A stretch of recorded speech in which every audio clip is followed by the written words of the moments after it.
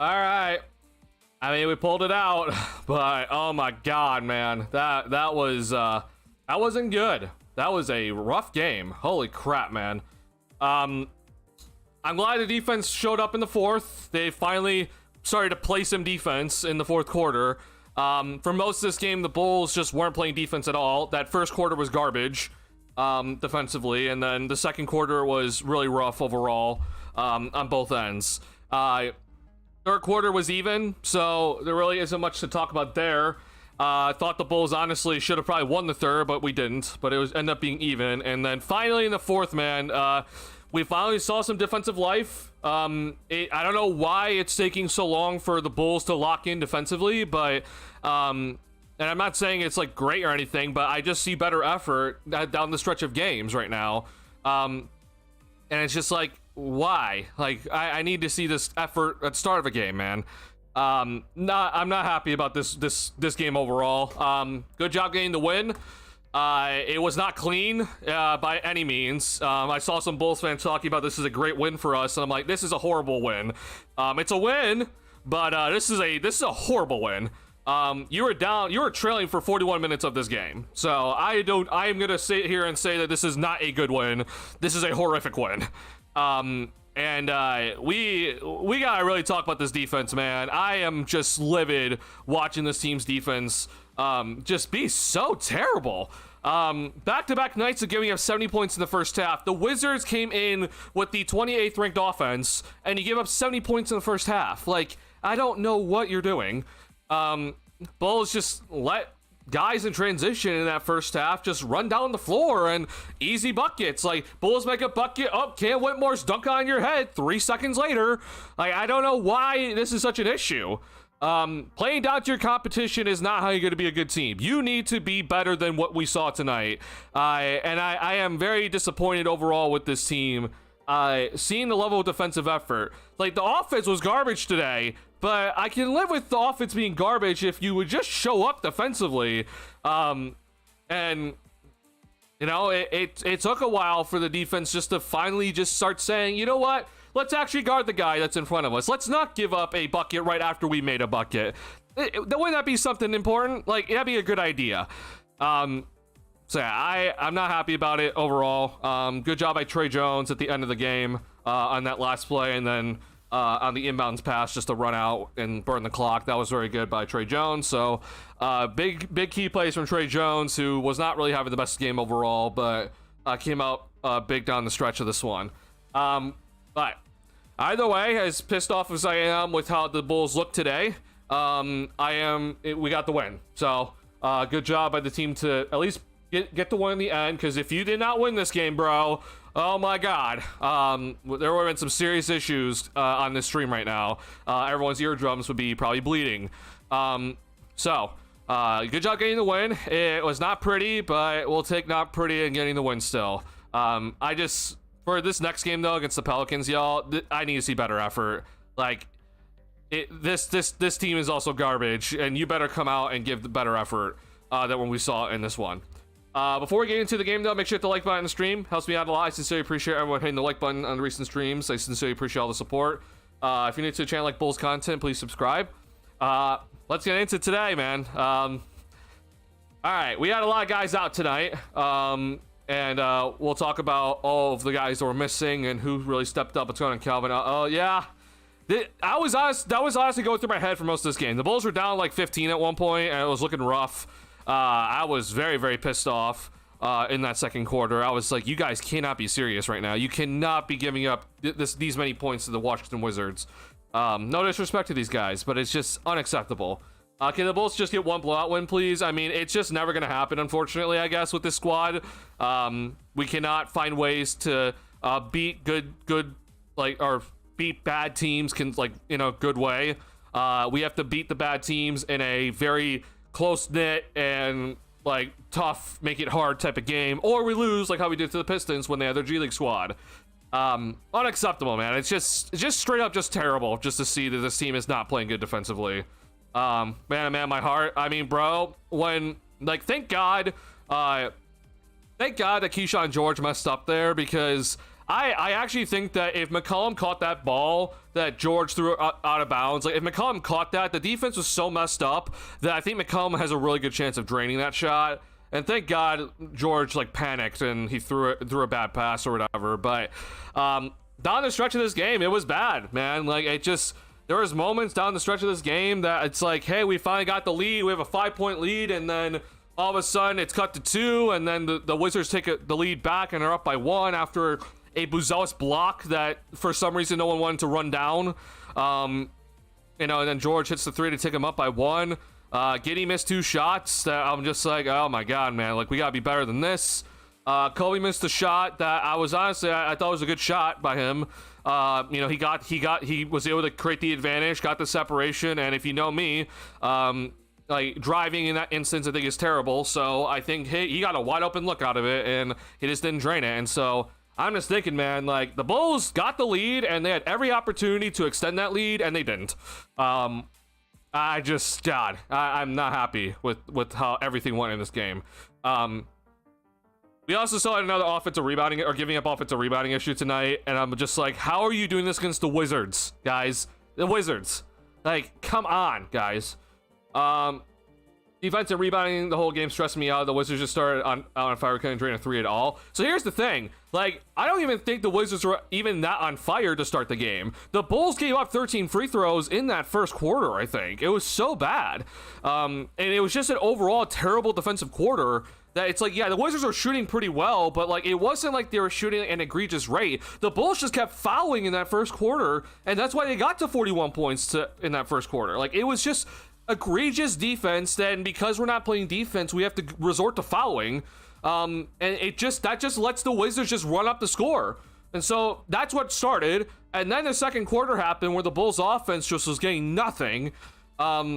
It was a struggle bus to start that second quarter. The Bulls kind of went on a run to end it, but it was a struggle in that first quarter, and it was just like, God, man, why are we so it's just so bad defensively.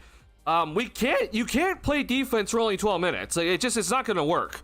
I need to see better defensive effort throughout the entire game, man. And it's just, after that Miami game, to see the Bulls start this game giving up another 70-point half, I was just like, you cannot be serious, man. To see the Bulls give up another 70-point half to the worst team in the league is just disgusting. It got better in that second half, but that's after only a good fourth quarter-ish. We need to see that effort from the start of the game. It cannot just come in the fourth. That's just unacceptable. Yeah.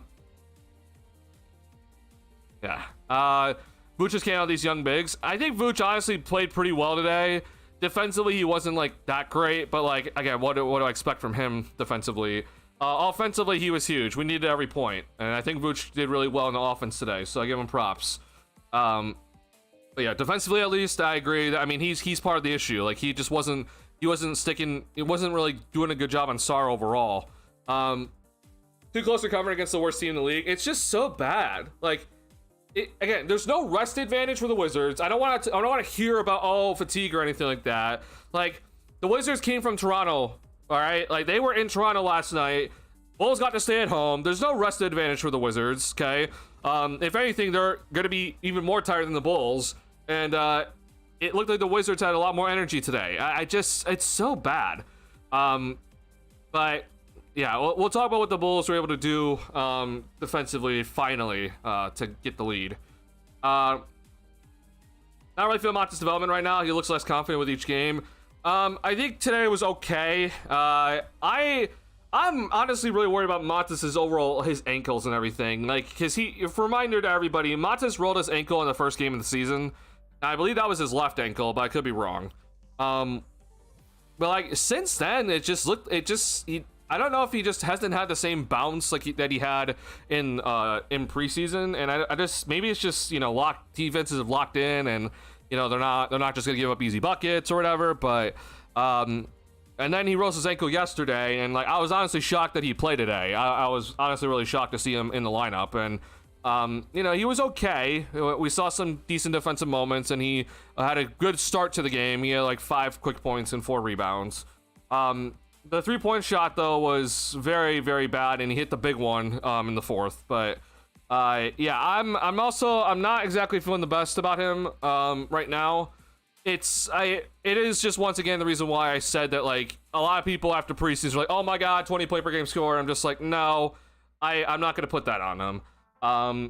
And it's, you know, we're seeing why.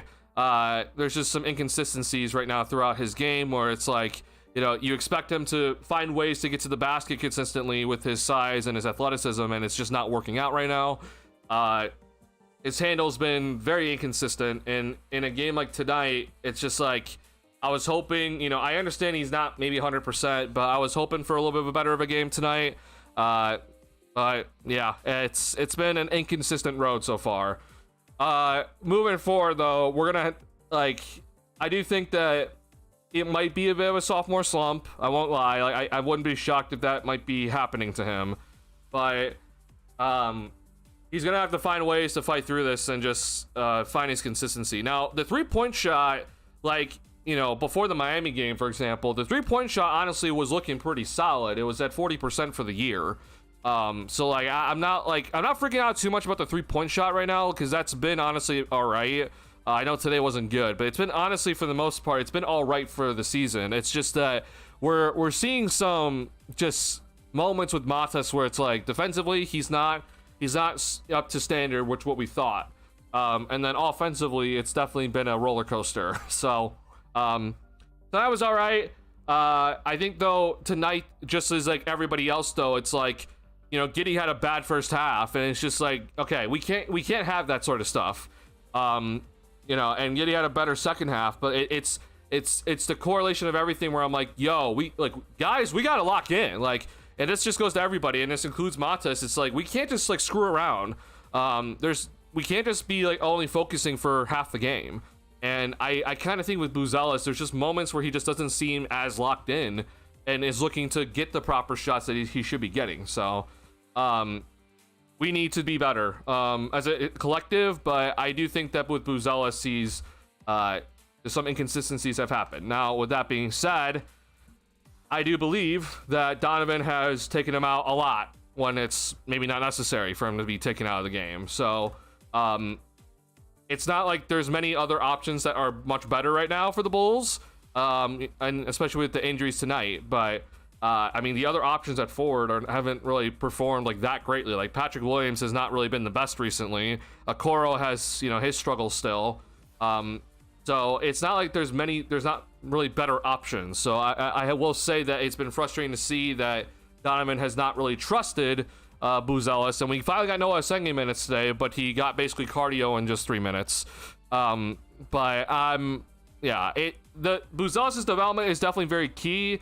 I'm not like freaking out about it because it's still year 2 for him, but year 3 is we need to see a bigger leap, and that's gonna be very important. And every stop we made on defense felt like it was followed by them out hustling us or being more focused on getting the ball back, and it's just us then, it's like we would make a stupid mistake, right?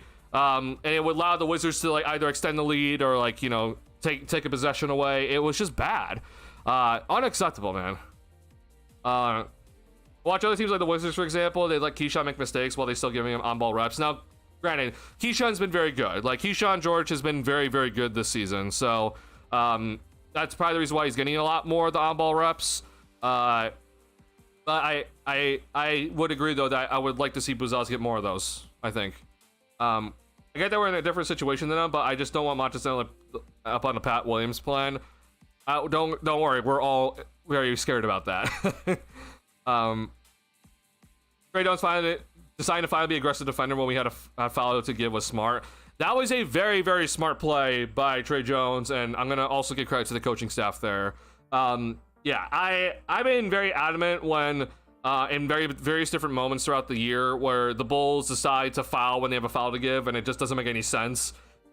This was a very good time though for the Bulls to be aggressive with the foul to give, and it really, really worked out well. Good job by Trey Jones to come on over and pretty much come off McCollum and just swipe at the ball, and George panicked. So, good job. Look out ball, afraid to make mistakes. We already saw that worked out. Yep, we did. We finally saw Noah. I was jumping with excitement. Wasn't in there for long, but I'll take it for now. First and foremost, I honestly don't understand why Noah only got like 4 minutes today. It was like 3 minutes and 53 seconds. But I mean, like Javon Carter checked in the game earlier than Noah Senge did, and I'm just like, why? Like, and first and foremost, I didn't know if Noah was even gonna get minutes tonight. Like, I knew with all the injuries that was going on, I was thinking to myself, like, you know, if I was a betting man, I would not bet on Noah Senge playing because Billy Donovan really hates this guy for some reason. But you know, maybe there's if there's ever a chance, it's gonna be tonight with, you know, Okoro, Terry, and Patrick Williams out. But then I see Javon Carter is in the game to start the second quarter, I believe, or it was around there. And I'm like, okay, well, yeah, we're not seeing Noah Senge tonight. But then Senge did check in. You know, I'm fine with like him only getting 4 minutes and a half, but he just didn't play in the second half, so it's only like 4 minutes today, and he pretty much did nothing. He had one good defensive moment where Kispert was trying to, you know, do a cut to the basket. I think Kobe was late, and Asenge got in the way of him, and it ended up being a Washington turnover. You know, I saw Asenge was fighting for a lot of offensive rebounds, didn't get one. He missed a corner 3-point shot, which that is obviously still a work in progress, but yeah, I mean, I just like it. I wish I would have saw more, because like, let's be real with ourselves. Like, at that current moment in time with the game, like, it wasn't like anyone else was playing any better with the Bulls. Like, the defensive effort was very, very low, so just throwing Asenge out there isn't going to kill your defense. It's already in the garbage right now. So I thought that Asenge should have gotten a lot more minutes in that second quarter, but we unfortunately we weren't allowed to see that. So I'm glad Noah got his debut, though. I'm glad he got a shot in. I'm hoping to see Noah go back to the G League and get some more minutes, though, because we're not going to be expecting a Coral, P-Will, and Terry to all be missing games from here on out. Today was definitely, he was needed because of the injuries, but yeah, I want him to go back to the G League. I'm happy to see him, getting some reps in the G League. That was good to see, and I'm hoping that we, get good progress moving forward. Wait, folks, make excuses for this. I am at that bar, so I can't stay on for long, but yeah, this is almost bad, and defense still sucks. Okay, yeah. I agree, Ryan. Like, there is no excuse for tonight. Like, I'm sorry. Like, this, if the Bulls lost tonight, I don't want to hear any excuses. Like, oh, like, 6 game in 8 days or whatever. I'm like, I don't care. Again, you're supposed to have the depth, and yeah, there's a good amount of pieces missing tonight, but your depth's supposed to be carrying you to not be as fatigued as the games go on.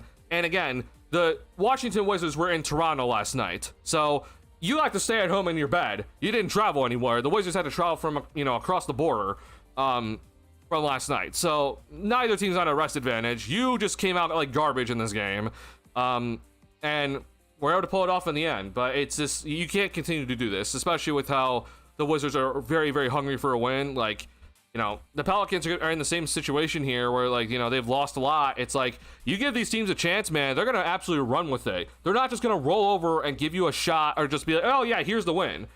You got to be better defensively, and that's all I really care about right now. The offense definitely was flat out garbage with the 3-point shots. The Bulls just were missing threes left and right. And I get it, and that's very, very frustrating to see. But we can miss threes. Like, it's gonna happen in games that are not against bad teams. We're just gonna miss threes. It's okay. But what I cannot allow is if we make a bucket and then Cam Whitmore is dunking on us 3 seconds later. That can't happen. That is just unacceptable from this Bulls team today, and we were lucky that it did not end up in a very, very terrible L.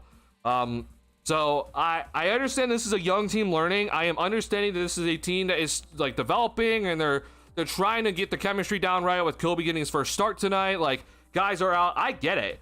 But even if the chemistry isn't on point, the one thing I can say no matter what is that you can give better effort defensively. That is the one thing that, even if like the chemistry's all weird, is that the defensive effort can be there.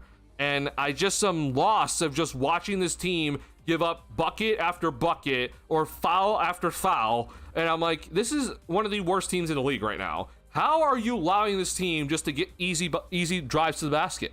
That's just unacceptable. Like, Corey Kispert was cooking Kevin Huerter earlier on in the game, and I'm like, why is Corey Kispert being able to get past Kevin Huerter so easily when Huerter's honestly like been pretty all right defensively this year? Like, why is Huerter getting cooked by him like early? It just didn't make any sense, and it resorted in the fouls. Like, you know, Kobe White decided to like close out on roller skates to Corey Kispert, and then Giddey had a foul, but Kispert made the bucket anyway. It's like, there's just bad moments. Like, that is just unacceptable, unfortunately, for the Bulls. We cannot have that. In my, what I saw from Montes today, he just needs to finish better around the rim. But I think that's what we're talking about. Now, I understand that the ankle is probably definitely giving him some issues, but like, he's got to find a way with his 6'10" body. Like, he's got to find a way to finish around the rim better.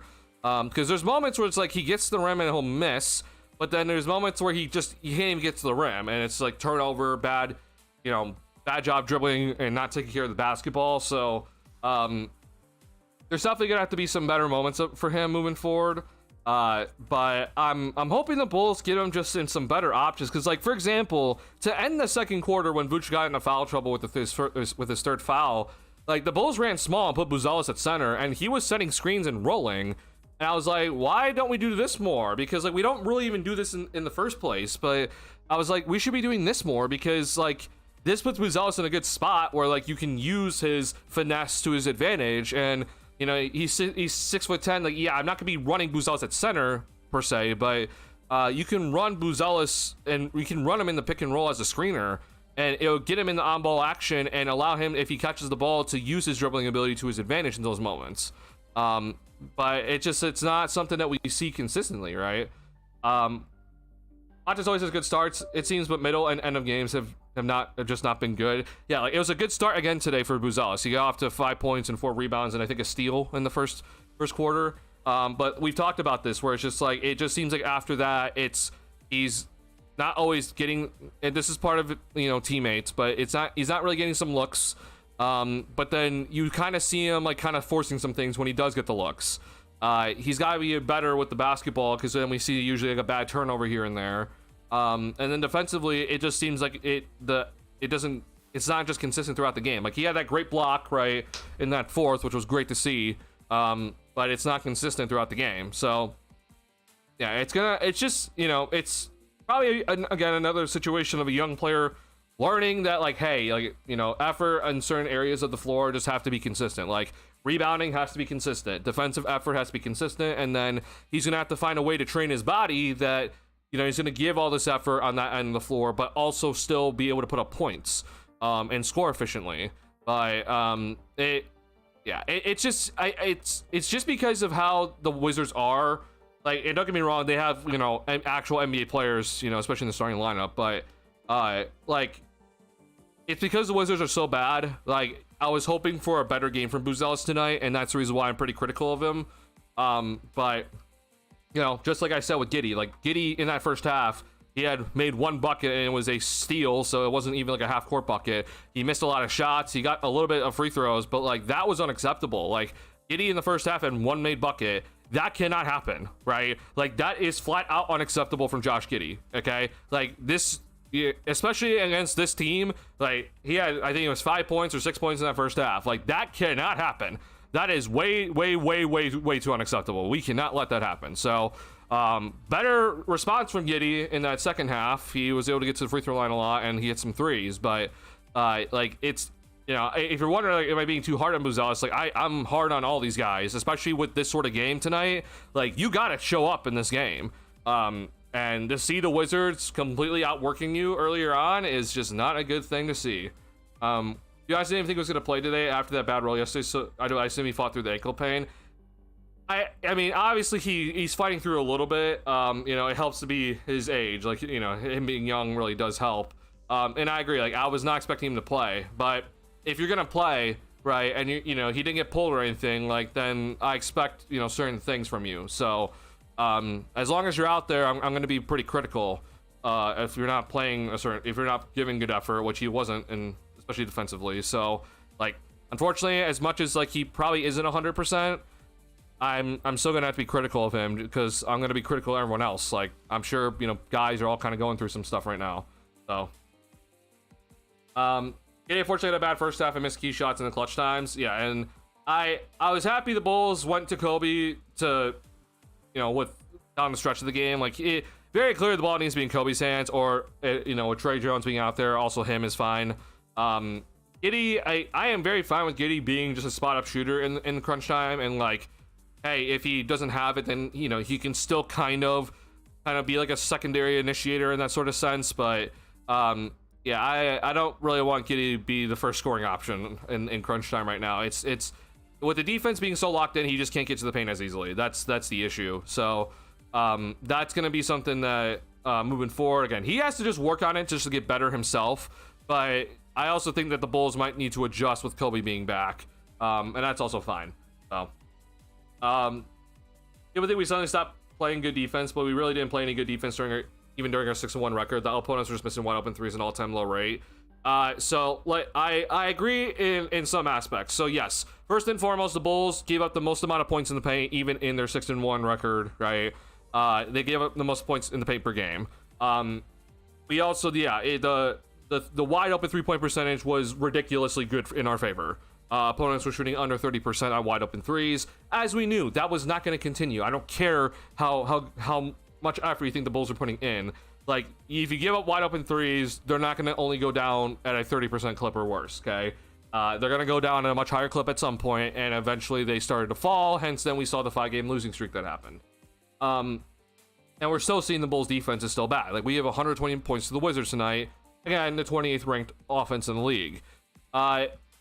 It's the only thing I'm going to give credit, though, and this is where I just want to make this clear, is just like, I do think the Bulls were doing a decent job of running guys off the 3-point line in that little run, so I'll give that credit there. Now, since then, it's been worse, okay? Since that moment, like, the Bulls are not running opponents off the 3-point line as much.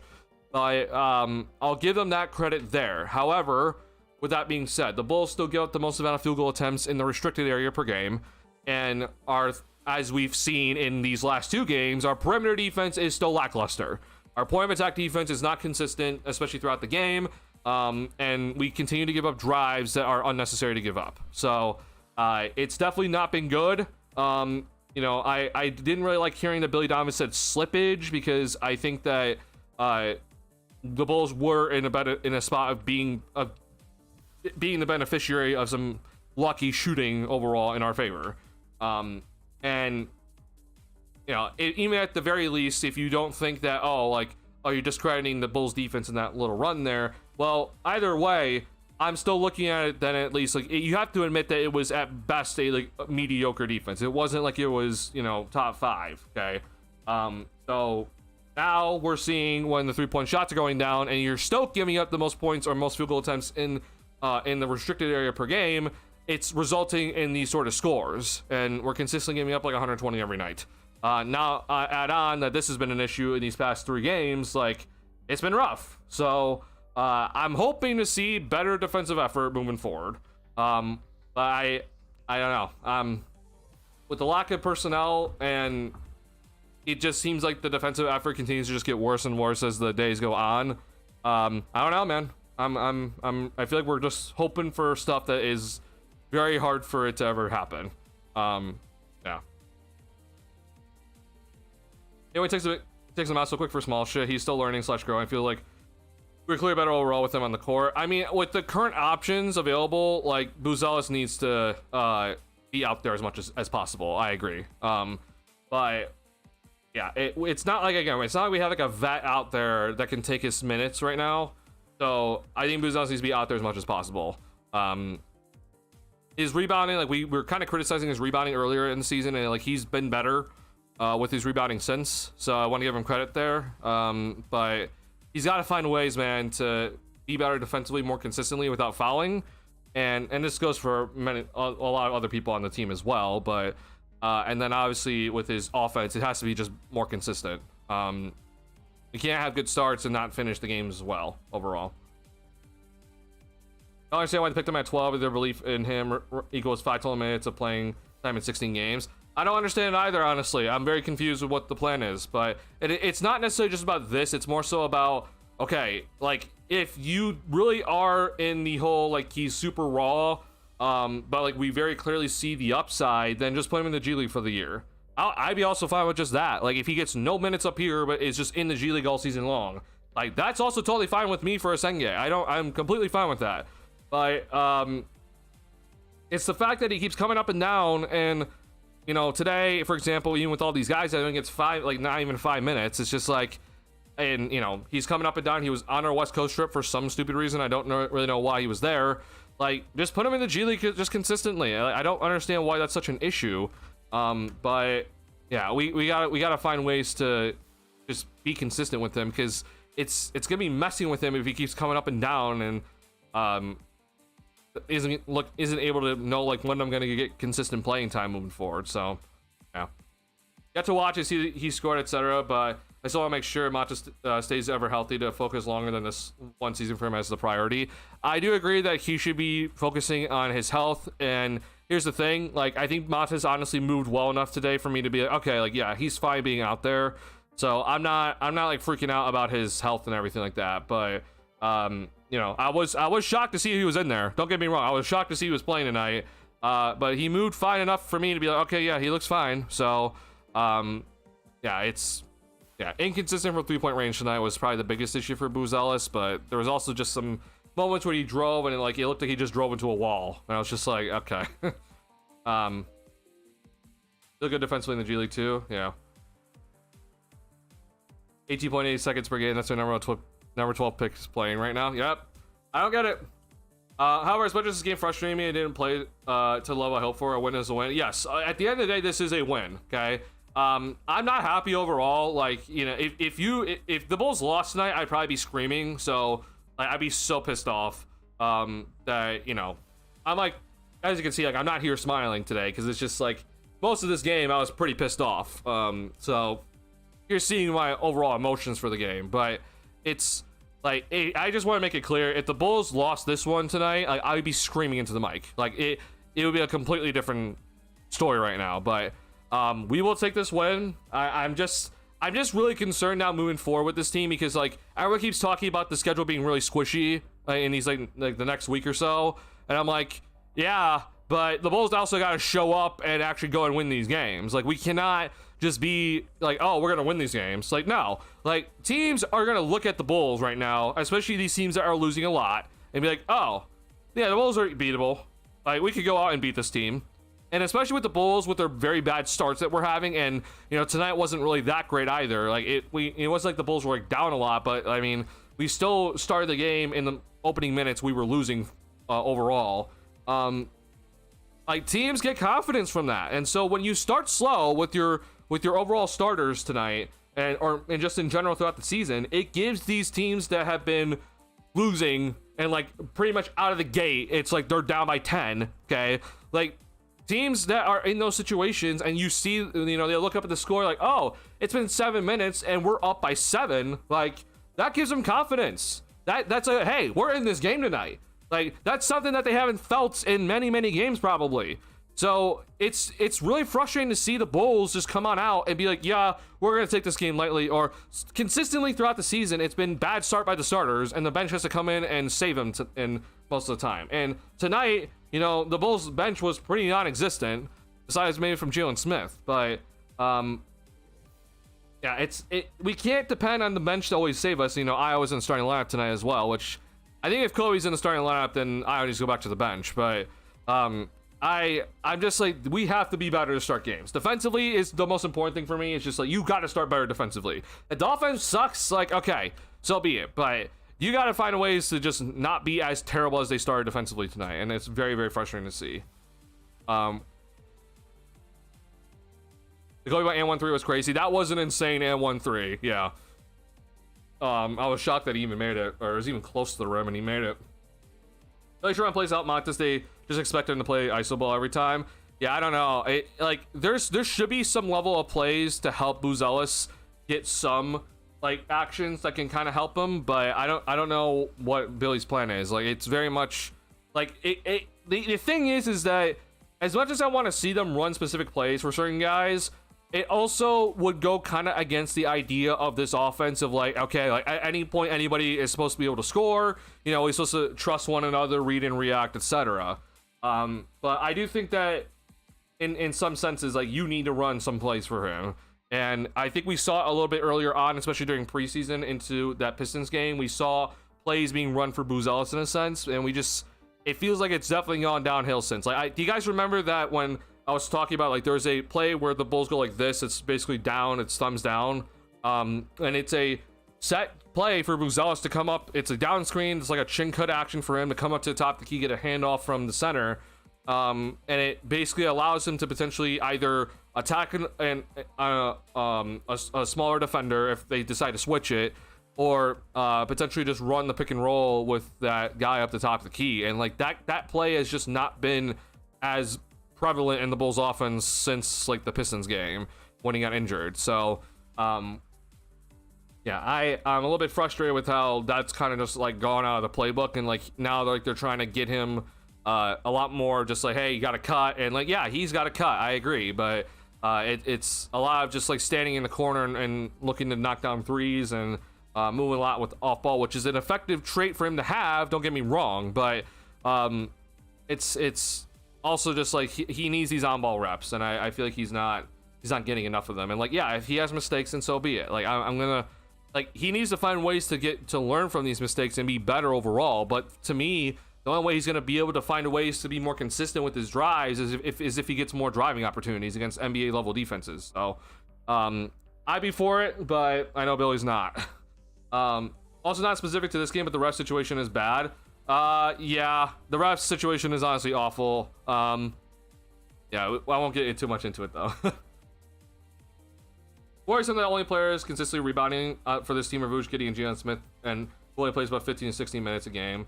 Not just Pat and Okoro can cover for the 3 extra players no matter how hard they try. Everyone needs to start moving their rear end. I agree. I think that everybody has to rebound more effectively. Like let's see what Booz Ellis. Okay, so Booz Ellis' rebounding also did slow down. Like he had 4 rebounds in the first quarter. So like this needs to just get better. And again, more consistency. But I agree, like Giddey can't be the only guy rebounding, because like, for example, against Portland, like Giddey didn't have that many rebounds against Portland, but it's like I know he's an effective rebounder, but you know, Herter's got to get more rebounds. Like he had 0 tonight. Like Trey Jones, like all these guys have to fight for rebounds. The centers are always gonna get rebounds because they're the biggest guy on the floor. So like, I mean, this is not shocking to see that these guys, like, they get the rebounds. They're consistently the biggest guy in the Bulls lineup when they're out there. But I understand the Bulls are trying to play fast, but I think you have the personnel to get the rebound with like all 5 guys and still run on the floor and play fast. So we need to make sure that we secure rebounds. This needs to get better overall. It has not been good for most of the last 3 games. Vooch wasn't happy either. Clearly told Jalen to F off. Oh, I could tell. Yeah, Vooch was pissed off in that post-game interview, and I think that's honestly really good to see from him, because like, he could have just said like, hey, you know what, good win, guys. Like we did our job tonight. We were able to get the win when we were supposed to, and you know, all we care about is that we got the 1 in the W column. And it's just like, no, we can't continue to do that.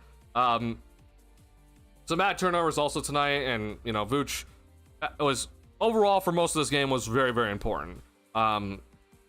But yeah, like he could tell as the vet is just like, yeah, we gotta be better than this, guys. Like we cannot be letting the Wizards lead for 40 plus minutes of this game. Unacceptable. Super pissed if we lost, Law. I would have been here to support your screaming, but getting the win calms my blood pressure down just a bit. Oh yeah, same with me, man. Like, getting the win was very, very important. Now, don't get me wrong. That my blood pressure was extremely high for most of this game, and it got even higher when Keyshawn George hit that 3 to take the lead by 1. I was freaking out. I was just like, you have got to be kidding me. Like, you just got a 5-point lead, and then McCollum hits a 3, and then George hits a 3, and all of a sudden you're down 1 again.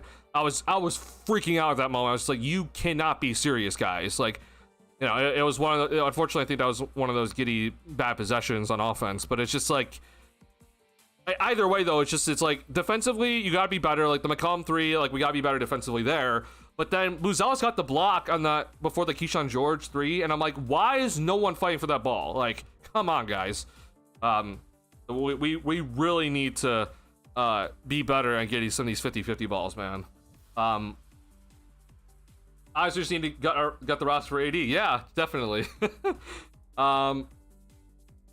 I don't know if I could continue watching. They gave away important assets for AD. I mean, I would still watch, but I'd be pretty pissed off overall, you know. What about the alley-oop layup from Giddey to Kevin? It was a very messed up fast break, because, I mean, Giddey, good job for getting the steal, but that looked that looked so disjointed, and I don't blame Giddey, because it's just like, I mean, I'm not gonna lob it to Kevin Huerter, of all people. Like, that doesn't make any sense. But he eventually did, and good job, Huerter. He finished it. that honestly was a very disjointed 3v1, but hey, good job. You missed a 1 or 2 to Buzelis, so I mean, yeah. I understand that that's chemistry that still needs to get formed. It's like, if we kind of think about it, like Giddey to Buzelis, like that's like, we've seen some good alley-oops from those two this season, but Buzelis was not, you know, playing consistently all of last season, right? So like these two guys, like if you really think about it, they haven't had like that much overall chemistry together. So you know, I'm not shocked that those alley-oops have not gone exactly the cleanest so far for the season, but it's nice when they're able to connect. That's been fun to watch. Yeah. All right. A couple other things I want to talk about. Kobe White, as much as I do praise for what he did late game, also late game, but also throughout the game, he had some bad turnovers that need to get cleaned up from him. There was one pass that was like, I don't know why he's throwing the pass. Like, he's at the top of the key and he's trying to lob a pass to Dosunmu to the corner. It was just like, don't know what about that one, bro. He then also tried to just do a simple pass to Vucevic that was like near the top of the key, just to the free throw line, and it was just a bad decision. And then he had that bad turnover late in the game where he's driving and he just tried to keep the dribble alive, but like ran into Sar, but then he lost the ball and go for it, and it was a turnover like that. We gotta clean that up, bro. Now, granted, there were some bad turnovers by everybody. Like Trey Jones had a pretty bad turnover in this game. It's just like we gotta, against a Washington Wizards team, you cannot be turning it over. And our main ball handlers tonight had combined 8 turnovers. So that's gotta be something that we gotta figure this out when it comes to these guys. Do not turn it over against these bad teams, and especially when, like, hey, you're trying to come back, or you know, you let this team get a lead already. Like, if you just start feeding them points, man, they get that confidence going, and all of a sudden it's like all bets are off, and like, oh, you know, this team's in this game, right? They're all NBA players at the end of the day, so you cannot take any teams lightly. And to see the Bulls kind of, you know, especially on offense, just be like, yeah, we're not gonna be that serious, is really frustrating. So we got to be better. Bulls should get that Vucevic guy to back up Vooch and Vooch tandem. It'd be fun to talk about it. I haven't really been that impressed from him, unfortunately. He had a pretty good year last year, I remember, but he hasn't really been the best this season, so I'm not really that one. I'm not really I'm not really that interested in him, unfortunately, but it'd be a fun thing to talk about. I the one of Vooch had him posted up, but let the guy poke through for the steal. Yeah, but it's also, at least in my opinion, to me, in those situations, like, you gotta, if you're Kobe, you gotta pass it up high, because throwing the bounce pass is not, that allows for that sort of situation to happen. So if you just pass it up high, right, Vooch is the bigger target, like, you just gotta throw it up there. But I don't know. Saw a couple passes from Giddey too, where it's just like, why? Yeah, he threw one off like Jalen Smith's shins today. It's just like those turnovers are just unacceptable. We just cannot have those turnovers where it's just like they're unforced. You know, we need to find ways to limit those. That is very important against teams like this. And you know, Washington's not even that good at like forcing turnovers. They're a terrible defense, but yet we still, found ways to just give him free turnovers tonight, which is just unacceptable. How much longer until Zach gets back? So the belief is right now that there is a chance. So when we look ahead at our remaining schedule here, the Bulls. So he's not gonna be back for this game. I'd be shocked if he is. But so the Bulls play the Pelicans the next on Monday. Okay, 7 p.m. Central Time, 9:30 p.m. Postgame on this channel. For all you wondering. They then are going to be off for 3 days from Tuesday through Thursday. Thursday's Thanksgiving. And then we are then going to be in Charlotte on Friday. And then this is going to be another NBA Cup game day. But the thought is maybe Zach Collins could come back on this day. Maybe. I think it is kind of pushing it, though, a little bit. Like, I'd be kind of shocked if he's able to come back on this day. But, like, I guess there is a world.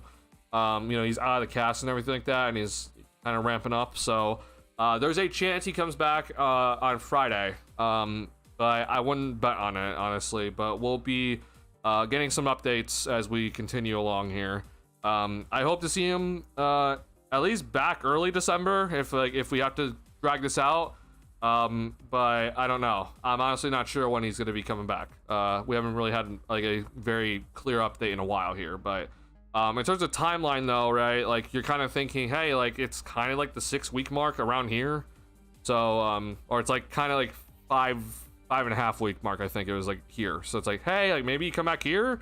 That'd be kind of cool. But if not, then like I'm hoping to see him at the start of December. That'd be pretty cool to see. But that's something to be optimistic about. Yeah, it'd be cool to see it. Again, he'll be on a minutes restriction and everything. Just in terms of ramp up and such, but yeah, we'll see. It's just some talk about just like time wise, and like it's been a while.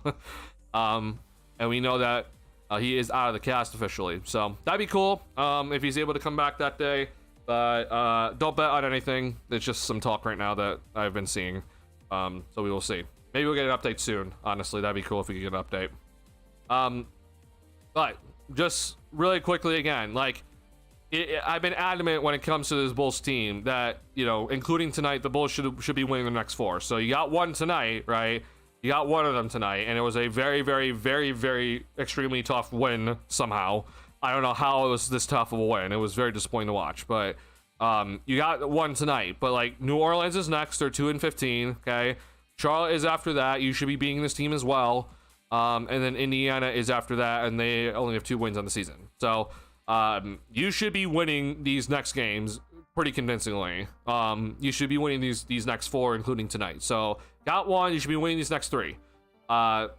Charlotte is the more scary team, and I will say that's probably the game I'm most concerned about is this game. It's just like because NBA Cup Day. And Charlotte they've been having some rough times. So be careful when it comes to Charlotte. But Indiana is also no joke. Like Andrew Nembhard's back. So, they're fighting for wins as well. So you just can't take these teams lightly, man. Washington arguably doesn't really have like a kind of all-star / go-to guy type of player on their roster. But New Orleans has LaMelo. Charlotte has LaMelo. New Orleans, if Zion is healthy, which it looks like Zion will be playing on Monday. So again, we're gonna have to be prepared for Zion. But like it looks like he will be playing on Monday because I don't think he played today. So the plan is for him to play on Monday. But then again, like New Orleans has Zion, Charlotte has LaMelo, and then Indiana has Siakam. So like if you're gonna allow the game to be this close down the stretch of the game, like these teams have guys where you can feed them the ball and just like, hey, give us a bucket, and they can easily go and get one. So you just cannot mess around with these teams, man. I'm adamant about this, and if you can just show up defensively, I feel like everything else will take care of itself. Like I think the offense will take care of itself if you just show some good defensive effort. And I don't know why it took so long for the Bulls to just show it tonight. But will the Bulls do any trades this season before the deadline? It's honestly a really good question. I think that we're gonna get a little bit of a clearer answer to a potential trade once Zach Collins is officially back. And what I'm talking about specifically is this. Very clearly, Vucevic is staying around. Like, I'd be shocked if Vuce is traded at any point. The Bulls very clearly value him. And, you know, him hitting that game winner in Portland just raises his value that much more to this franchise. This team is, if for some reason when it comes to AK, they love them to death. And I'm being adamant that I really do think that we're going to be seeing Vucevic getting an extension soon. With the way this team operates, so we will see. But when Zach Collins is back, then I really don't think the Bulls are going to have the luxury of running both Collins and Smith off the bench.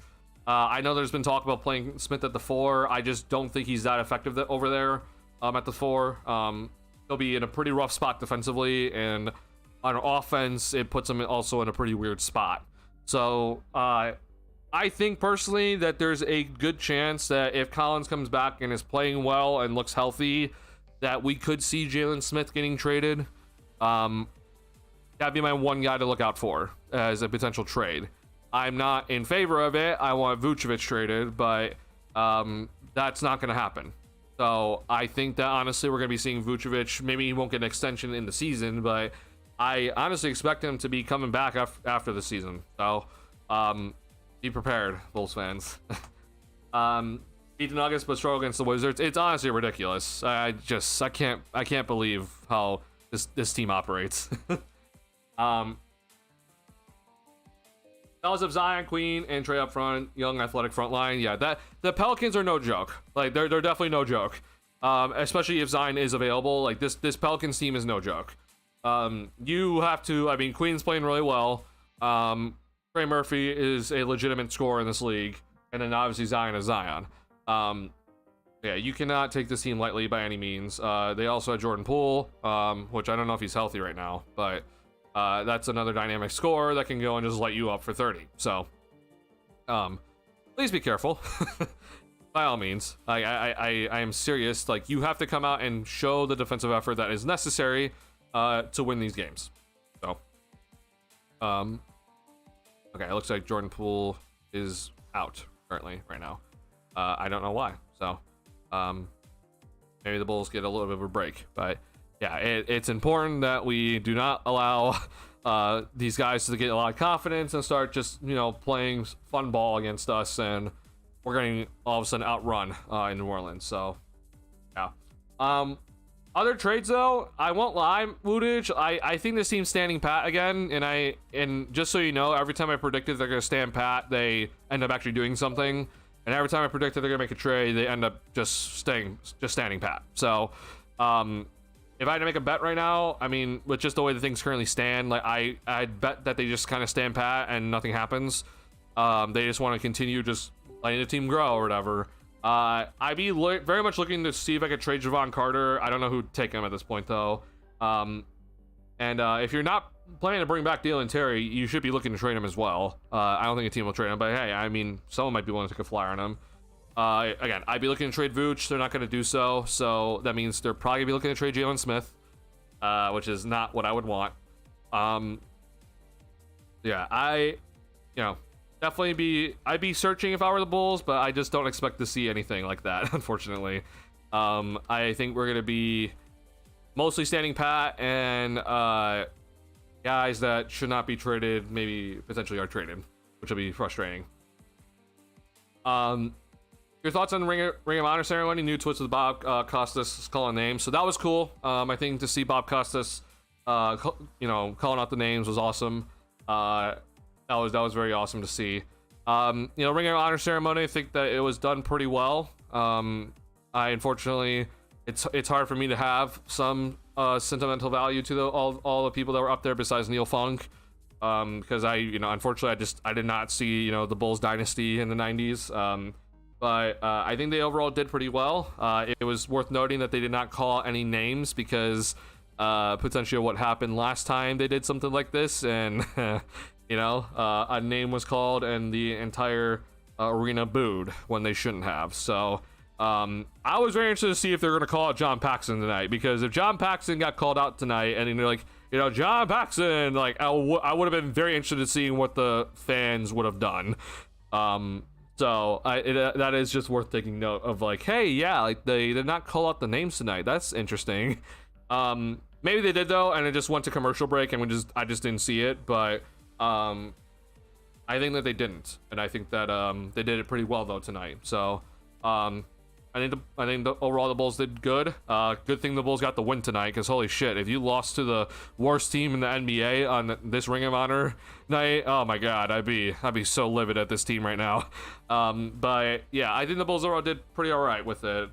Nothing spectacular, but it was an overall decent job done.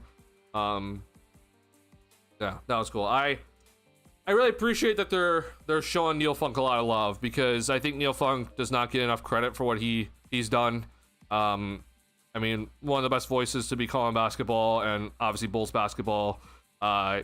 He's been incredible for what he's done in the Bulls broadcast community, and I think that it's awesome to see him getting recognized. So I am very happy he's getting his flowers when it's absolutely deserved, and he absolutely deserves all the recognition that he's getting right now, which is cool to see.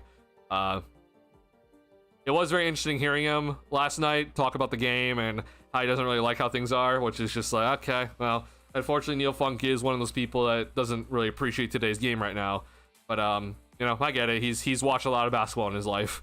But I will forever appreciate Neil Funk and what he's done for the Bulls and broadcasting them and marketing them. So glad to see that he was back, and still moving around and still talking to people and everything, which was cool to see.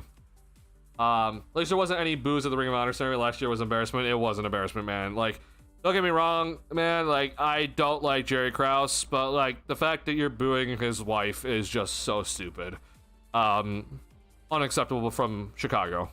So, yeah, very, very much happy that we just didn't, like, if the names were called, then good job not booing tonight. I'm gonna guess the names were not called though tonight, which is kind of interesting. Zion is in shape and playing pretty well. He also loves playing the Bulls. So yes, Zion does love playing the Bulls. Now, I will say, I think Patrick Williams has done a pretty decent job on Zion Williamson in his career. Not stopping him, but just kind of doing a decent job of like fighting up against him and trying to get some deflections on him. So I'm gonna hope that Patrick's gonna be back for that Pelicans game, because we can use every body possible. But yeah, I'm definitely not feeling great about the Pelicans game after what I just saw today. Like, you would think that the Bulls would learn from, being absolutely garbage against the Pistons when they had nobody, and then playing the Washington Wizards tonight, and they were flat out awful for most of this game, and they were just able to barely squeak by and win this one. You would think that they're going to be able to learn and then go and wreck the Pelicans on Monday. But I'm going to go ahead and make a bet right now that it's not going to be a blowout for the Bulls. Like, I think it's going to be another close game, and the Bulls are going to be kind of stunned in certain moments of just like, wow, like, man, we just gave up that point there, or like Zion just made a dunk here or whatever, and Trey Murphy just made a step back three here. I'm going to go ahead and make a bet that the defense is not going to show up again, which is going to allow the Pelicans to stick around throughout the entire game. And it's going to be a frustrating game overall. So we'll see if we end up winning it. We should win it. But if we don't, then I'm going to be pretty pissed off. Love Neil Funk. He's a funny guy, too. Him and Stacey are hilarious together. That duo, man, was just awesome to listen to. Yeah, they're very funny together. And I think Neil Funk does not get enough credit for how well he calls games. Like, I think there is definitely an art to being able to call games effectively and be the play-by-play guy. And certain guys just have the ability just to do it, and it's just a natural talent. And Neil Funk, I think, has the ability to do it so well that he could just kind of hop right in now, and he doesn't really know this Bulls roster, but still just hop right in and just be like, all right, yeah, I got it. Well, I'm ready to call this game tonight, and I think he'll do a fantastic job. So... yeah, I think Neil Funk is awesome, and I remember a lot of moments him calling games, and remembering his call specifically, and that line, man, with Jordan. Like, I never watched the 90s because I wasn't born, but the line of when Jordan took his last shot, and Neil Funk had the radio line of Jordan Hanks fire scores, like that will forever live on in my head. And I was not there. Like I didn't listen to it live. I didn't get to see the Jordan shot live. I wasn't able to listen to that until I was much older in my life. Like I didn't listen to it as a baby either, but yet I will forever remember like that Jordan shot of Neil Funk's call on the radio. And I think that's something that's just something that is not appreciated enough in many communities overall. So yeah, Neil Funk is awesome, and I hope that people are recognizing that. Having the Magic beat the Knicks. There's some discussions going on with the Magic right now. Yeah, there's definitely some discussions at this current moment in time. Banchero is not playing, and the Magic have been significantly better since Banchero's been out. So there's that going on. I will also just say though, like it is probably just it's around that time now where like Desmond Bane's new to the team, and he's kind of finally finding his way in the squad, which is good to see. So I'm happy to see that for Desmond Bane and the Magic team as a whole. Suggs is also 100% now, which is really good to see. But I don't know, man. Wagner and Banchero just do not work together. They work very well as just them themselves. Like, only one of them's on the floor, the team is very good. Both of them together, though, has been a major struggle for whatever reason, and I don't know why. So yeah, I watched part of that Magic Knicks game, and the Magic just went on an insane run in that fourth quarter. The Knicks couldn't do anything about it, and a lot of it was led by Wagner. But yeah, I don't know, man. It's interesting right now.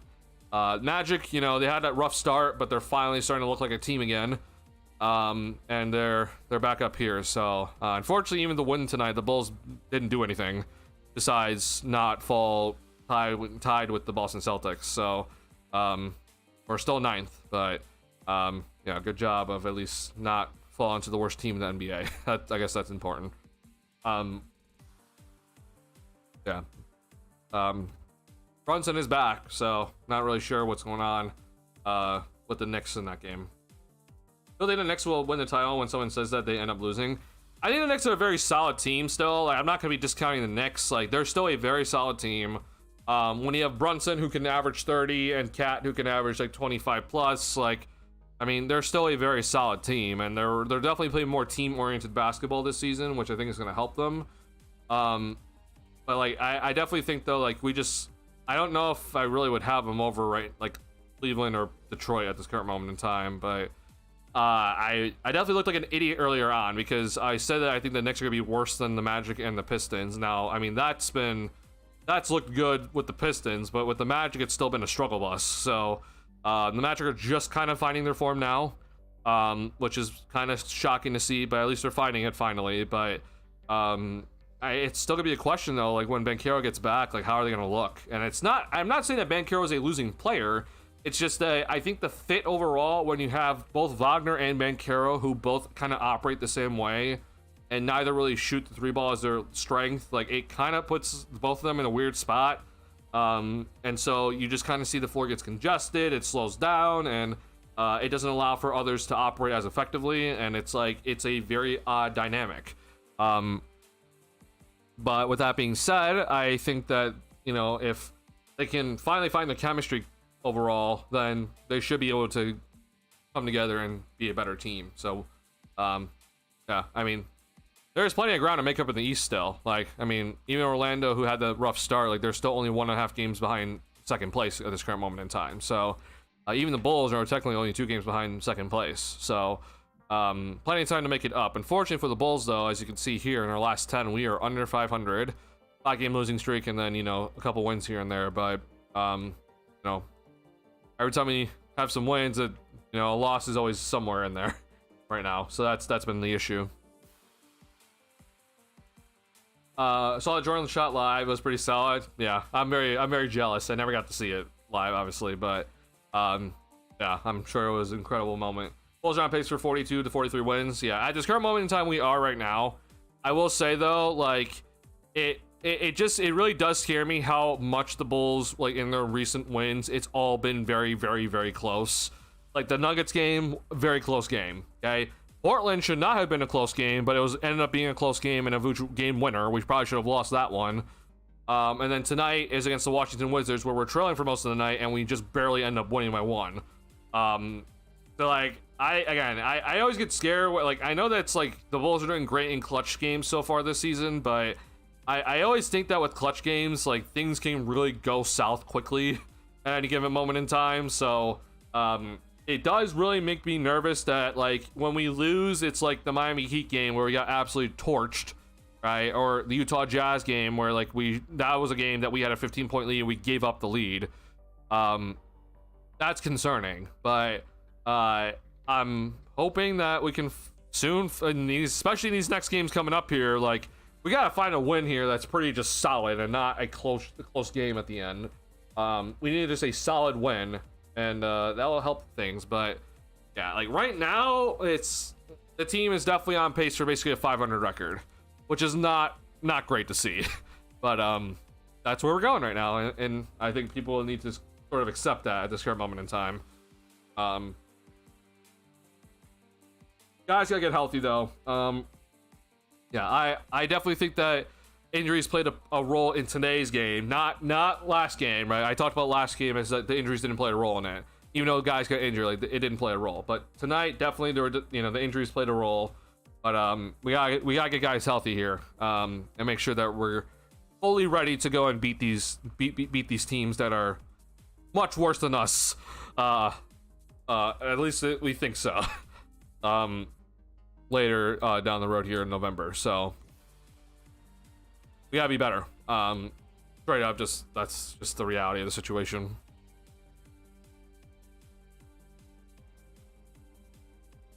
All right, quick look at the rest of the NBA. So Grizzlies beat the Mavericks. Pistons continue their win streak and beat the Bucks. Bucks still don't have Giannis though. Hawks beat the Pelicans. So as you can see here, here's a team that has only one more win than us right now. Okay, the Atlanta Hawks, right? They have one more win than us, right? And they went out and beat this Pelicans team by 17. Okay, so I mean, I don't think the Hawks are that much better than us. Okay, but we should be going out and beating the Pelicans, I think, in this sort of fashion, honestly, assuming that mostly everyone's healthy, like assuming Kobe's playing and everything like that. Like, you should be going out and beating this Pelicans team just like this. However, I do not think that's going to be the case. I think it's going to be a close game, and it's going to suck being stressed throughout the game and watching the defense give up many drives and, committing terrible fouls. But we cannot let that happen. So I'm hoping for some better play on Monday when we cover that game. Clippers beat the Hornets. James Harden had a 55-point game earlier this afternoon. And basically just carried this Clippers team to a much-needed victory for them over the Hornets. Kawhi might return soon. I think there's rumors he's returning tomorrow, but we will see what ends up happening there. Clippers are in a rough spot at this current moment in time. Hornets are on a 5-game losing streak with LaMelo potentially wanting out.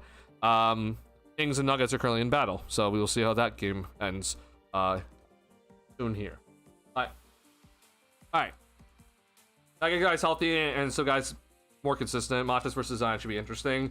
Yeah, so here's a couple of things you were wondering how I'm always looking at like this Pelicans game, right? So we talked about Vucevic recently, how it's been like a good game and a bad game and a good game and a bad game, right? Let's go ahead and look at his recent games, okay? So let's say Utah we'll say this is a good game. It's not the best game overall, but let's just say it's a good game, okay? Then Denver happens, and yeah, he hit a big shot at the end, but this is overall a terrible game from Vucevic, okay? This was not a good game for the most part of it. In Portland, he was mostly good throughout this game, most of the time, right? He was mostly good throughout most of this game, and he hit obviously the game winner. Not the best fourth quarter, but he was still mostly for the game a very solid player, okay? Then Miami happens, and he is nowhere to be found. He is irrelevant in this game, okay? Tonight, good job against Washington. So the trend, though, unfortunately for Vucevic, it's just been good game, bad game, good game, bad game. And so we got arguably his best game of the season tonight. So what are we going to be getting on Monday? I'm hoping it's going to be a good game, but the trend says it's gonna be a bad game. And so just to your point, Woodage, about consistency, like, these guys cannot relax. Like, just because you just had a good game last game does not mean that you can be depending on others to come out and be like, oh, I got you guys. Like, no, the starters got to come out and just be better as a whole. I've been adamant about the starters being better for a long time, but it's been such a struggle bus with them to start games. I think Buzelis needs to find his consistency. Sorry, I've got my mouse, so it sounds like I have a lisp going on, but yeah, Buzelis is like, he's getting off to great starts, but then he's kind of just moments of just like, I don't know where he's gone. Some just overall bad decisions, and he needs to find ways to clean it up. Tonight, also, like with Kobe, like, I know Kobe's still kind of getting back, so I'm not gonna be as hard on him, but you know, it wasn't the best overall shooting night for him tonight. Like, he was able to make some threes, but that wasn't consistent, and you know, he had some buckets near the end, but like 37% from the field, like he got to 20 points, but like this is not a good shooting night overall. So this has to get better from Kobe. Giddey also cannot have a 1 bucket first half. Like, if this is a guy that we're gonna be talking about as potential all-star, okay, like I can't have my lead ball handler only having 1 bucket in the first half. That is not how that's gonna work unless he has 10 free throws, okay?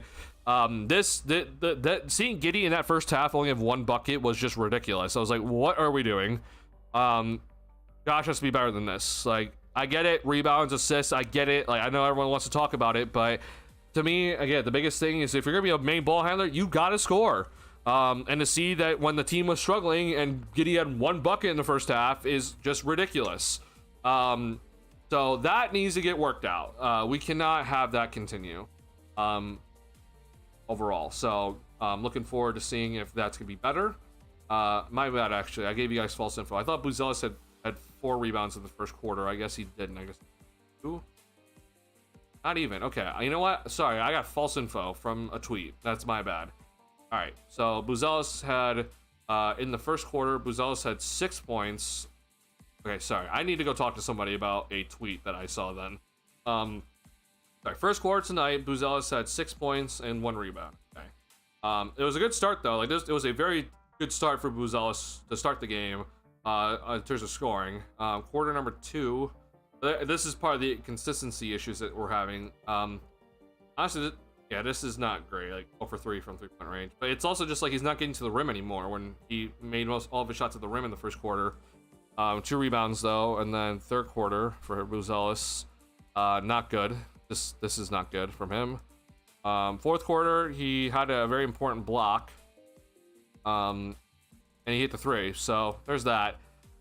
Yeah, I definitely think we get more consistency from him. It was also an Io off night tonight. You know, it's been the first time I think Io's gone under 50% from the field in a long time. So I think the Bulls need to think about putting him back on the bench if Kobe's officially starting again. Because I could definitely tell that Io was not touching the ball as much when the starting lineup was out there, and he was just kind of roaming around a little bit. I think that his overall ability to score on the drives off the bench with the ball in his hands and pushing tempo is very important. So, assuming Kobe's to be playing in that Pelicans game, which he should be, I'd be shocked if he isn't. I think the Bulls need to consider starting like either Trey Jones or Kevin Huerter for that game. Assuming like Okoro's not back, but if Okoro is there, then I guess you just start Okoro.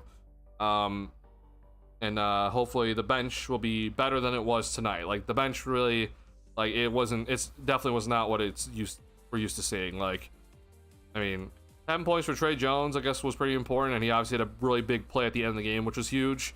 But it wasn't as dynamic as we were used to seeing, and, you know, Io is usually part of that. So, stars need to find a way to get better. And then the bench, hopefully, will also be back to where it usually is for that Pelicans game, because I think we're going to need it. That's going to be very important. Who's going to have his hands full with Queen? It'll be very interesting to watch those two match up. Like, yeah, I do think he'll have his hands full, especially like in the transition game or whenever Queen drives. Like, it's going to be hard to stop him there. But I mean, I do think though with Vooch, like, if he just plays better defense, then I do think he'll give Queen some tough moments. Like, it just comes down to effort again. Like, Vooch is never in foul trouble because he doesn't really fight to try to block a shot at the rim, and like it just like it pisses me off when I just see that like Vooch isn't even like, I guess he was in foul trouble today a little bit, but I think he can do a I think he could give Queen a little bit of a fit if he just tries defensively. But again, it just comes down to effort, and it comes down to everyone else to be ready for Queen's driving ability and passing ability, which we've seen so far. So be on the lookout for that. I am definitely interested in seeing how they're going to be guarding Zion, because like if Okoro is back, I expect Okoro to be on Zion, which I would not be happy with, because I think Buzelis needs to stay on him, because someone's got to guard Trey Murphy, and I would like to see Okoro, if he is back, guarding Trey Murphy instead of Buzelis on Trey Murphy. But I don't know how it's going to work. I would hope that Buzelis is going to take the actual matchup against Zion, which he should. But I don't know. I'm going to be very, very, very concerned. But 7:52 in the second. Noah had good awareness to force a bad pass / turnover from the Wizards. Won't show on stat sheet, but I noticed and liked it. Yeah, so I'm glad you saw that, Thomas, honestly, because like, I did notice that as well, so I'll show the play. Yeah, and unfortunately for Noah, he mostly just did cardio out there. But yeah, this was a good play from Asenge. He did good here. So you're gonna see here, this guy, I guess it was Javon Carter, my bad, I thought it was Kobe, but you're gonna see someone's gonna be cutting this way, and they're gonna get the step right. And so this is a good job from Asenge to come off of, I think this is Keyshawn, to come off and to help on this, and you're gonna see it basically ends up being a turnover because of it. Like, that's very good by Asenge to come off of George and to go on a Kisper on that cut, because Javon Carter was definitely cooked in that moment. So yeah, definitely won't show in the box score. Unfortunately, this was mostly just cardio today for Asenge. I wish he got more minutes, but we will take the minutes when they come. Zion too physical and Trey is too tall for Okoro. I mean, I don't think Trey is too tall for Okoro. It's definitely not ideal overall for Okoro with his overall size to be guarding Trey Murphy, but I think he can do better than, in a sense, compared to like Lauri Markkanen in a sense. Don't get me wrong, I'm not a fan of Okoro, really. There's all of a sudden, I don't know if you guys have seen this stuff on Twitter. I know some of you are off Twitter, which is you're making a much better decision about your mental health than I am. But I don't know if anyone know about C-Red Fred. Like, he's been a very big adamant Okoro fan. He was ecstatic when the Bulls traded for Okoro. But Okoro's just been he's just been very mid, and I'm not like happy overall. Like, for example, today, like, there's been talk about like, okay, Trey Jones or Isaac Okoro, and I'm like, I want Trey Jones all the time. I know that Trey Jones' 3-point shot is not good. It's never been good in his career, and it seems to not be good still. But what Trey Jones did tonight, what we saw in that last play for Washington to force that turnover, like, I don't think Okoro makes that play. I think that is specifically a Trey Jones play, and Trey Jones has just significantly been better defensively for the Bulls. But with Okoro, what I'm trying to get to is just like, he's just okay defensively. Like, he's a quality defender in a sense, but it's not like he's a playmaker defender, which I know I've talked about this a lot, but it's like, I want to make this clear. Like, the level of impact for him, it's like, because he's not that good offensively, you need him to bring more defensive value, right? And that means getting steals. That means finding ways to create turnovers. That means taking charges consistently. That means the ability to switch on to bigger guys and guard them effectively. And unfortunately, he just has not been that. And on offense, like, the splits are okay, but like it's unlimited volume, so it's not like that valuable on offense. Not to mention, then I feel like he's missed a lot of layups, which doesn't help. The 3-point shot in the corner is very vital for Okoro. I think that is extremely important. Don't get me wrong, but it's just like the offense seems to be with him. It's just like, if he shoots the 3-ball, that's basically it. That's like the main option. And then the other option is if he drives, and like that's not consistent. So I don't know. I'm not happy with Okoro overall. And unfortunately, as much as people want to be like, oh, like, you know, Okoro like would have helped today, like, I don't really know if he would have helped that much tonight. The Bulls' entire team defense is just at a very low point right now. And one guy isn't going to be able to fix it. That's not me saying that Okoro is part of the problem. I'm just saying that he's not going to be able to fix this entire defense just himself. And so, you know, I appreciate Okoro's effort defensively, but it just hasn't been like that effective. So, yeah, I don't know how it's going to really work against Trey Murphy. Like, I think Okoro can guard him better than like compared to guarding Larry Markkinen, which didn't make any sense whatsoever for putting Okoro on Larry Markkinen. But if Patrick is back, okay, then like just put Patrick on Trey Murphy then, and don't play Okoro that often. I would honestly even take like Dalen Terry and Julian Phillips honestly on Trey Murphy if Okoro's not back yet. This calf strain though for Dalen Terry might actually be pretty serious, so I don't know if we're ever gonna see him anytime soon, unfortunately. But yeah, I don't know. I just think that there's just a difference in like playmaking defensively, and that's important. Playing Noah, I mean, like, yeah, like I wouldn't mind seeing Noah Senge against Trey Murphy, honestly. That'd be honestly a really, really good kind of look to see where Noah Senge is defensively. But yeah, we won't be seeing it, unfortunately. Got good defensive awareness, just needs more run with the Bulls and not as much switching back and forth with Windy City. Yeah, like, to me, for Senge, it's like, if he's going to develop this awareness and just understanding how, like, these defenses look, like, I really do wish, like, I could show you, like, the first game. So, unfortunately, if you're wondering, because I don't have notes about Senge's G League game last night, because I thought it was going to be on ESPN Plus. It wasn't. So, unfortunately, I do not have the recording. So, I wasn't able to watch it. But, like, I wish I could show you guys, though, his first G League game, because, like, his defensive awareness was, like, very solid in that one. Like, he was, in terms of on-ball defense, he's guarding Victor Oladipo, and, like, he did a really good job.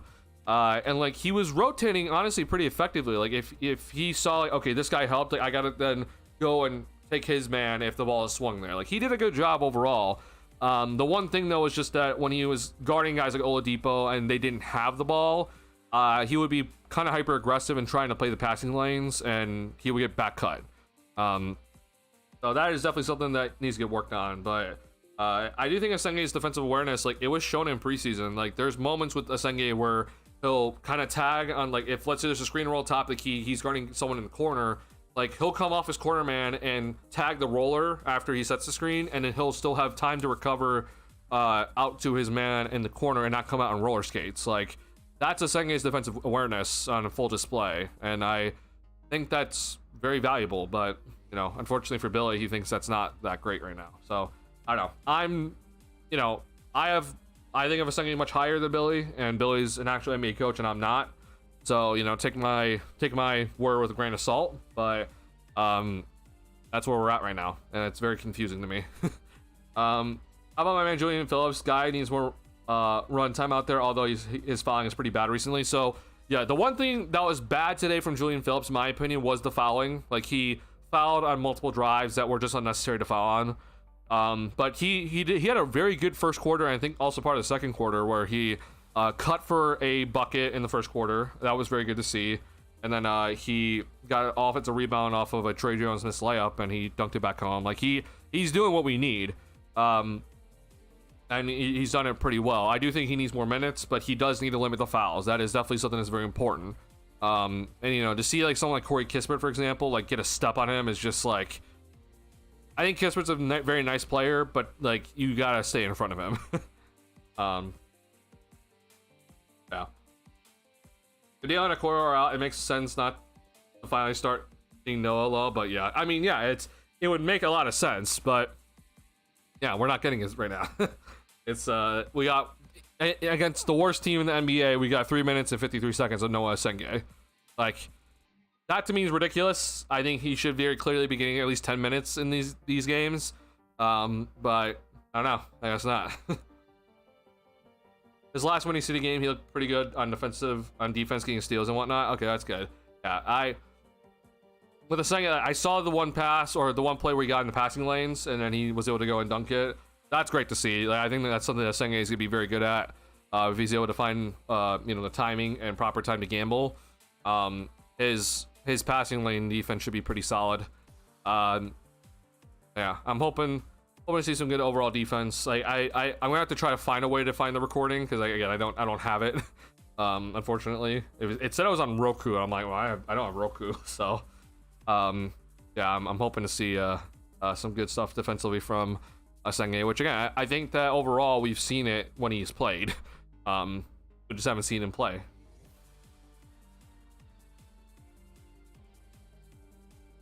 He talks to boards on offense pretty effectively, and yeah, that's necessary. Like he has to bring that sort of effort because that you're not gonna run plays for him. He needs to be just a threat with his verticality, and he does a good job with it.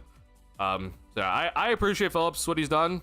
This game he didn't get that many minutes, but like he was pretty effective in these minutes. Like just besides the fouling, but he did a good job. Like 3 rebounds in 10 minutes, 2 made shots, like 2 offensive rebounds. Like, hey, I'll take it. The next step is obviously getting that 3-point percentage back up because he knocked down the corner threes at a 40% clip, but that has not been the case this season. So, we need to see him start knocking down a 3-point shot more consistently, and then he'll probably get more minutes after that.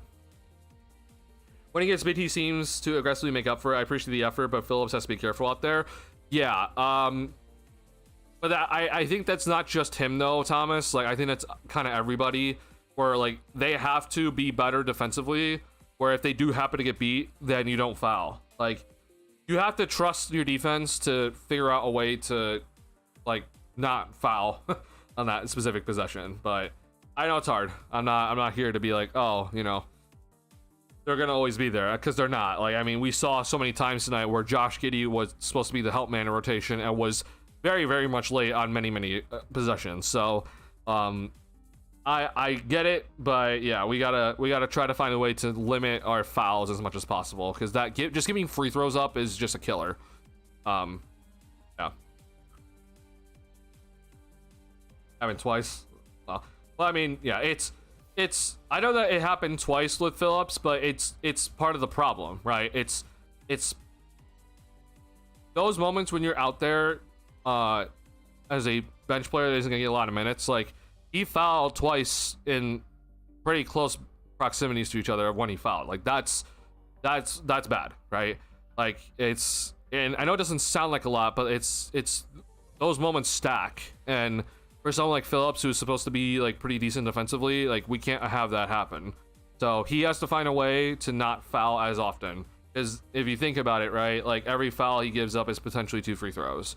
And if he's only offering you like 4 points, then it's just like, it's not like, again, the fouling has to be limited. Like, it's very important to limit your fouls, especially if you're supposed to be like a defensive guy. Watch highlights, just see him. Okay, G League games should be on Tubi. They're kind of all over the place. A lot of G League games are on ESPN Plus. I am aware of Tubi, but then Roku was new to me. I was not aware of Roku, so yeah, I don't really know how to consistently get them. It seems like he's not trusting help defender. One of these two worry about falling out of the rotation. He probably is. I mean, like, he had a rough overall preseason where he was injured for most of it, and his rotation job will kind of be in jeopardy. But yeah, it's just, again, it's understanding the time. Like, you cannot be fouling. If you happen to get beat, then you have to do the next right play. When if you see no one's coming to help you or whatever, or like no one's coming, okay, yeah, foul him. If you're about to give up a dunk and you instead foul him, good job. Like, that's the proper thing to do. But if instead though you get beat and like you need to just keep trailing effectively to not allow the player to kind of just do whatever he wants to, then I'm like, okay, like, then you need to just trail effectively and not foul, and keep playing hard. Like, that's what we got to do. We cannot just resort to fouling when we get beat. That is unacceptable. We cannot have that happen. We need to be like, we've seen it a lot where, like, hey, someone gets picked off and they have to trail, but they don't resort to fouling because it's like your job is to try to get back into the play, right? And so for Phillips, it's like you have to do the same thing. You gotta if you get beat, like you kind of guessed wrong or something, then you gotta trail the play effectively and try to get back into the play. He has the athleticism to kind of make up for stuff. Like if a guard is about to like kind of got the step on him and like he's trailing him from behind, like he has the verticality to go up and block the shot. So I would hope to see that instead of Phillips resorting to fouling. But this goes for everybody, right? Like Herder, for example, like it's same thing with him. Like I'll even show you the play where it's just like, come on, like we can be better than this, guys. I'm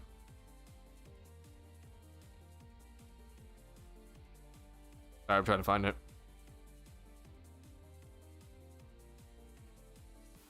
Yeah, it's this play. Like, if you're Herder on this play specifically, right? So, I mean, this is just a simple wheel action for the Wizards, right? But here comes just a handoff, and like, yeah, it's a handoff pick and roll. But if you're Herder, like your job is to try to get back into this play, okay? And he's just flat out like he got beat on this, but like get back into it, right? And instead, both Buzelis and Herder decided to resort to fouling. Like, this is unacceptable. Like, Buzelis need to come in over here and like help. But Herder's got to try to find a way to try to get back into this play. And instead, though, they both just resorted to fouling. Like, Buzelis barely came over and just kind of poked his hand in there, and then Herder just ended up fouling him. It's just like, you got to get back in. This is like, you know, for all the people talking about like, oh, the officials have screwed over the refs, or the Bulls have been screwed over by the refs recently. It's just like, I don't think so. I just think that the Bulls have just been bad defensively and we're resorting to fouls instead. And that's just unacceptable. We just can't have that happen. Like, and for example, like I'll show you another play here where Kispert got a drive. Excuse me.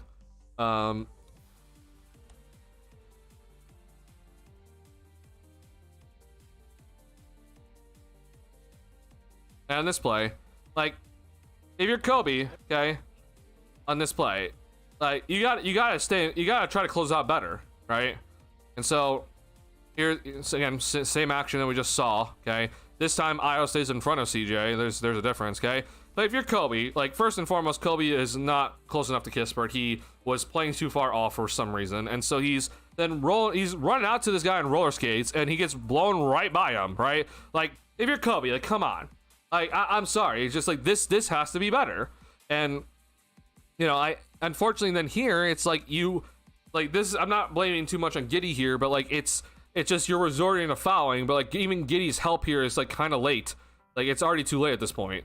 And so Giddey ends up fouling and he gets the and one out of it. Like this is all on Kobe for playing like too far away from his man. Like he didn't ball you man enough, and then he decided to run out to Kispert on roller skates, and he got blown right by, did not try to get back into the play, and Giddey is then late on the help and ends up fouling him. Like, this is not the official screwing the Bulls over. This is just trash defense, and for some reason Kobe is just being bad there. Like, I don't get it. So, but I want to make this clear. It's just like, yeah, I think that what Tony Brothers did was terrible last night, but like in terms of like the foul discrepancies, like if we're gonna be talking about that, which it was not a discrepancy tonight, the Bulls had more free throws than the Wizards did, but it's just like, no, this is just trash defense by the Bulls. We just have to play better. That's what it comes down to. When I say refs, I'm mentioning ticky-tack fouls and drives where they don't call fouls for us. I think those two are clearly fouls. So like, you know, when Herder, for example, got fouled at the end of the third quarter, like, yeah, I agree. I think that's bad. But still, though, like you still got to play through it. Like, I'm not going to be the one to sit here and be like, oh my god, that's like, you know, there's definitely gonna be moments when officials actually do screw over the game from us. But like, to me, more importantly, is like, okay, you tried, you didn't get the foul call. It sucks. It should have been a foul. But like, this team cannot afford to be talking to the refs and be like, hey, like, you know, not getting back on defense or whatever. Like, we gotta get back on defense. This team is not talented enough to be trying to beg the refs for free throws right now. So, that's just my opinion at the end of the day. Like, yeah, Herder got fouled. Herder got hammered in that play. And it is unacceptable that the officials didn't call it. But we gotta be better. Like, Herder, get back up, come on down the floor. We'll talk to the officials in the end of the quarter.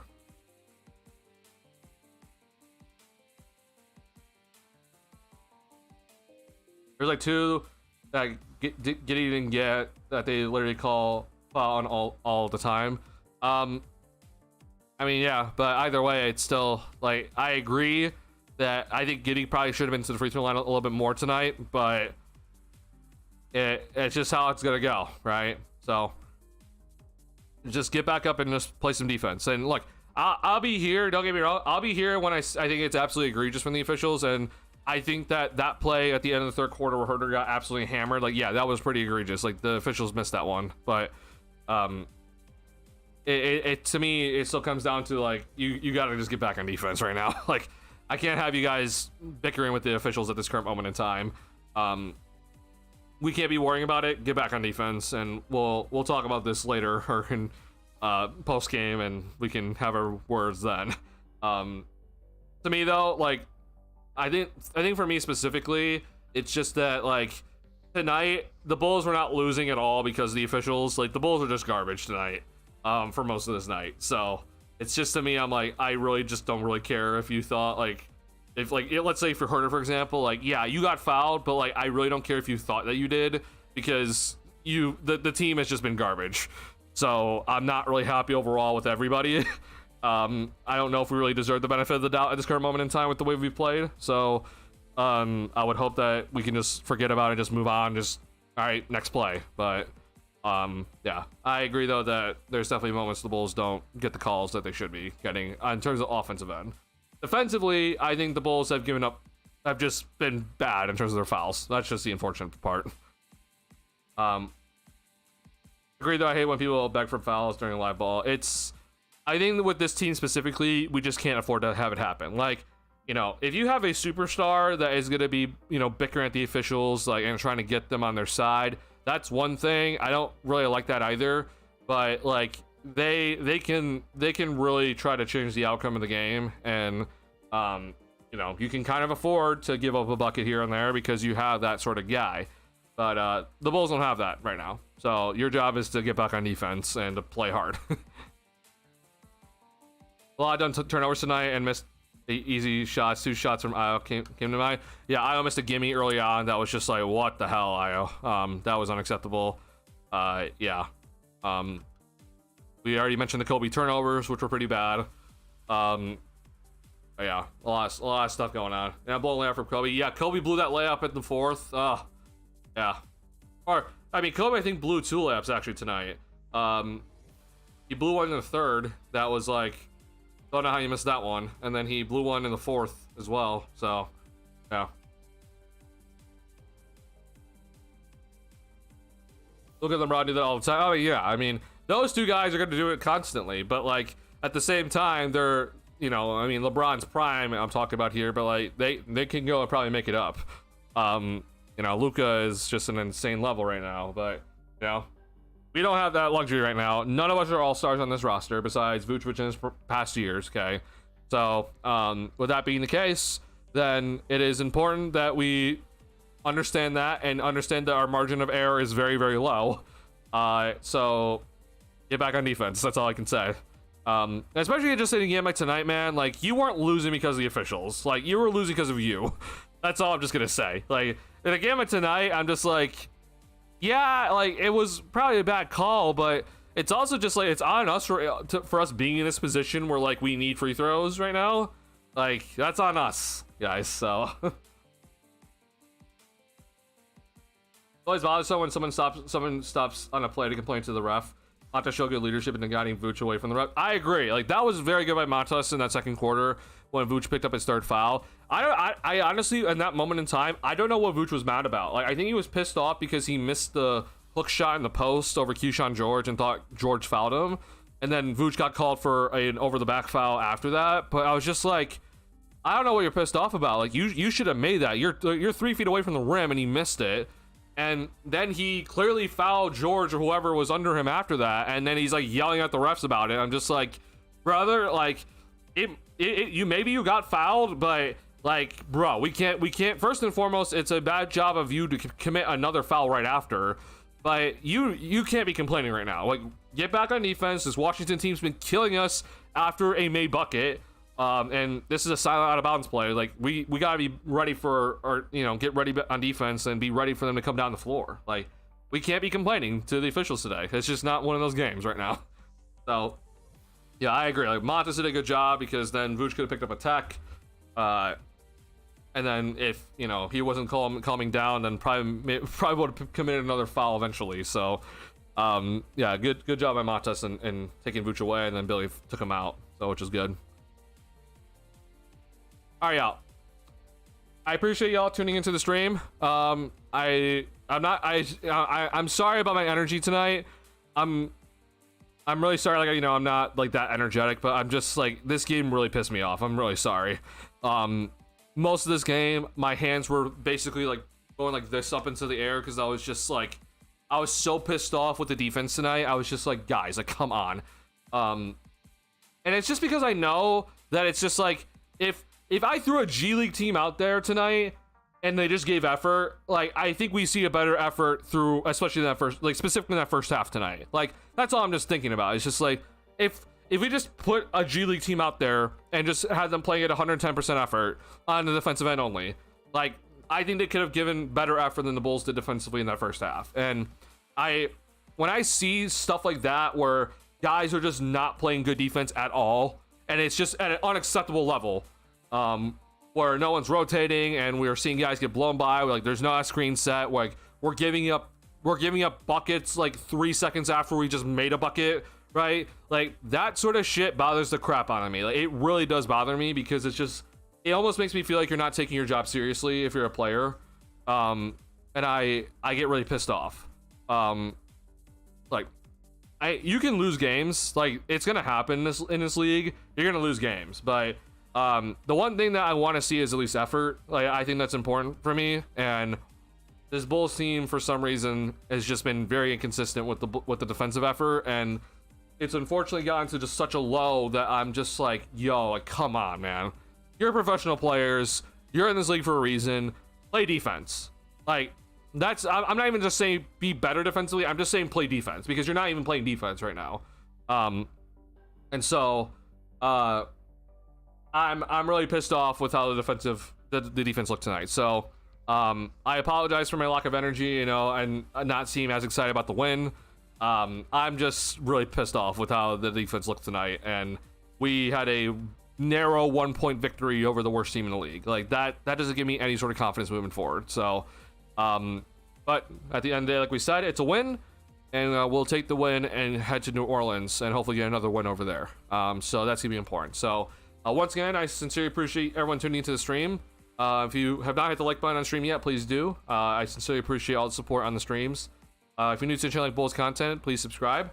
I'm going to be giving you guys soon here a new article from me from OnTap Sportsnet, so be on the lookout for some new writing from me. I can't guarantee when, but I'll be having some new writing out soon here. So here's a link to my author page for OnTap Sportsnet, so be on the lookout for a new article from me soon here. So I sincerely appreciate all of you guys that have been reading my articles this season, and I hope to bring more content to you guys.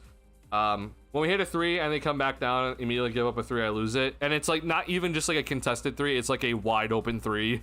It's like because someone didn't pick up their man in transition, it's just like, oh, that guy's wide open, I guess, and they knocked on the 3. It's really frustrating. It really does suck. Yeah, I'm with you, man. It's just, again, I just want effort. If you give the effort and like a team's still putting up 70 points in the first half on your head, I'm like, all right, you know what? They're lining it up on offense. They're hitting some tough shots. Like that's one thing. But when I'm just seeing that this team is just like, yeah, we're not taking this end seriously, it really makes me upset. It really does. Yeah, I just want some effort. Like I know this team's not gonna be good defensively, no matter how hard they try. But I want to see some actual effort. That's all I really care about. And it really makes me upset when I don't see it. So I'm sorry about my lack of energy, but hopefully it'll be better next game after the Bulls take on the Pelicans. Honestly, though, I'm scared, guys. I'm being dead serious. Like, I'm scared about this game. In New Orleans, and the Bulls have been so much worse on the road for some reason this season. Actually, what? Okay, yeah, I don't know. We're 3-5 actually on the road, so it's actually not that bad. I forgot we won in Denver and Portland actually, so I guess that makes our record look a little bit better. But yeah, I'm nervous about this one. So hopefully the Bulls are able to go out there and be better. But they're a trap game on our way. But I'll be seeing you guys on Monday for this game. 7 p.m. Central Time start for the game. 9:30 p.m. post game on this channel. So I'll be seeing you guys then. All right, y'all. Thank you for tuning into the stream. Bulls get the victory tonight, which was a very important victory to get. Not clean, ugly, but we got it. But good job getting it tonight. And so hopefully the Bulls can get the win on Monday. So I'll see you guys on Monday. All right. Have a good night. Peace.